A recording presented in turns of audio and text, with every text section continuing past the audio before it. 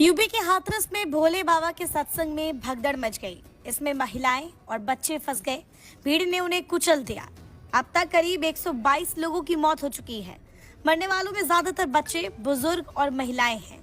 इस हादसे के बाद सबसे बड़ा सवाल है कि आखिरकार ये भोले बाबा कौन है, जिसके दर्शन के लिए लाखों लोगों की भीड़ पहुंच गई। भोले बाबा का असली नाम सूरजपाल उर्फ नारायण हरि है और वो एटा के रहने वाले हैं। खुद की आर्मी बना रखी है। इतना ही नहीं, बाबा पर यौन शोषण समेत 5 मामले भी दर्ज है। उनका कनेक्शन सियासत से भी है। कुछ मौकों पर यूपी के कई बड़े नेताओं को उनके साथ मंच पर देखा गया। इसमें समाजवादी पार्टी के राष्ट्रीय अध्यक्ष अखिलेश यादव का नाम भी शामिल है। सूरजपाल बचपन में पिता के साथ खेती किसानी करते थे। बड़े होकर वो पुलिस में चले गए। उनकी पोस्टिंग यूपी के 12 थानों के अलावा इंटेलिजेंस यूनिट में रही। भोले बाबा अपने समागम में दावा करते हैं 18 साल की नौकरी के बाद उन्होंने 90 के दशक में वीआरएस ले लिया। हालांकि कुछ मीडिया खबरों के मुताबिक उन्होंने कोई वीआरएस नहीं लिया, बल्कि यूपी पुलिस में हेड कांस्टेबल की नौकरी के दौरान यौन शोषण का मुकदमा लिखे जाने के बाद उन्हें पुलिस विभाग से बर्खास्त कर दिया गया। जेल से छूटने के बाद उन्होंने अपना नाम और पहचान बदल लिया और बाबा बन गए।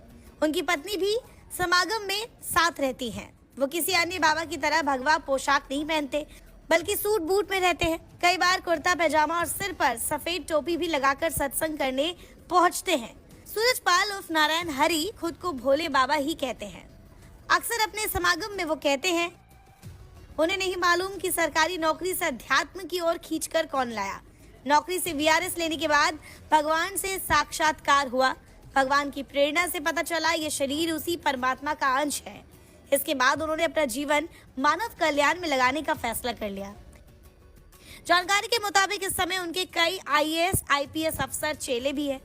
अक्सर उनके समागम में राजनेता और अफसर भी पहुंचते रहते हैं। शादियां भी कराई जाती है। भोले बाबा खुद जाटव है। उनके अनुयायी यूपी, राजस्थान और मध्य प्रदेश में है। एससी, एसटी और ओबीसी वर्ग में उनकी गहरी पैठ है। मुस्लिम भी उनके अनुयायी है। उनका यूट्यूब चैनल और फेसबुक पर पेज भी है। भोले बाबा की खुद की आर्मी है, जिन्हें सेवादार कहा जाता है।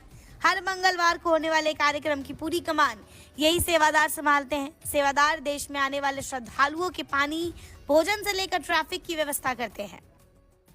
इतना ही नहीं, बाबा को लेकर एक और विवाद बड़ा लोकप्रिय है। अगर कोरोना काल आपको याद हो तो उस वक्त भी बाबा का दरबार लगाने वाले ऑर्गेनाइजर ने नियमों की धज्जियां उड़ाई थी। घटना मई 2022 की है। उस समय फर्रुखाबाद में भोले बाबा ने सत्संग का आयोजन किया था। जिला प्रशासन ने सत्संग में केवल 50 लोगों के शामिल होने की इजाजत दी थी, लेकिन कानून की धज्जियां उड़ाते हुए 50,000 से ज्यादा लोग सत्संग में शामिल हुए थे। इस बार भी कुछ ऐसी ही अपडेट सामने आ रही है। ऑर्गेनाइजर के खिलाफ मामला दर्ज भी कर लिया गया है और एफआईआर के मुताबिक उस जगह 80,000 लोगों की सिर्फ इजाजत थी, लेकिन 2.5 लाख लोगों को बुलाया गया। इतना ही नहीं, एफआईआर में कहा गया कि घटना के बाद जहां प्रशासन और यूपी पुलिस अपनी जी जान लगा रही थी कि किसी तरह घायलों को अस्पताल पहुंचाया जाए, लाशों को ढूंढा जाए, ऑर्गेनाइजर ने किसी तरह की मदद नहीं की। अब ऑर्गेनाइजर के खिलाफ नए क्रिमिनल कानून बीएनएस के तहत धाराएं लगाई गई है।